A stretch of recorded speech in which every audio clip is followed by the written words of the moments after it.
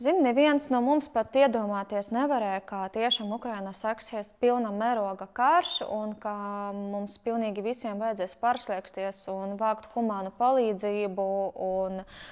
Kara sākumā man bija arī jātulko kopā ar kolēģiem, tulkiem, dažādas instrukcijas militārajai tehnikai, un mēs visi saņēmamies un pilnīgi pārslēdzamies. Tas bija ļoti sarežģīti un ļoti grūti, bet tagad jau ir pagājuši vairāk nekā 2 gadi, un mēs saprotam, ka nāk nogurums, un es arī nekautrējos pateikt, kā arī es esmu nogurusi. Karš notiek jau ilgāk nekā 2 gadus, un ir ļoti sāpīgi redzēt, kā tas viss turpinās, un pagaidām nav zināms, kā tas viss izbeigsies.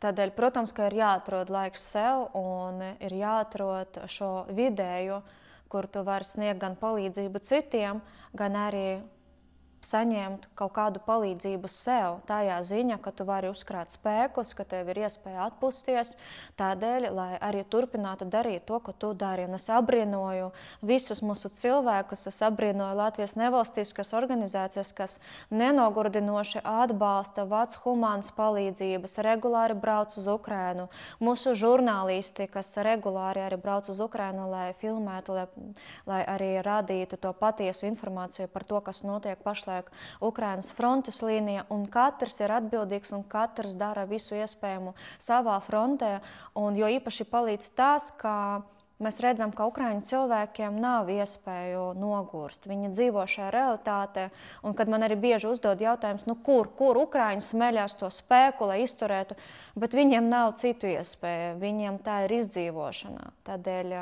protams, ka viņi atrod spēkus, bet nogurums ir. Tādēļ ir jāsaudzē arī sevi, ir jāatbalsta viens otru, un šis laiks ir ļoti sarežģīts un nevar zināt, kas būs vēl. Tādēļ ir jādzīvo arī šodienā un jāatrod laiks komunicēt ar saviem tuviniekiem. Es tagad to ļoti augstu novērtēju pēc tiem notikumiem, kas Ukrainā, kad ir iespēja pastaigāties bez sirēnu skaņām, kad ir iespēja atpūsties, kad ir iespēja apskaut savus tuviniekus, un to es jums arī novēlu, apskaujiet savējus. Tas ir visdārgākais.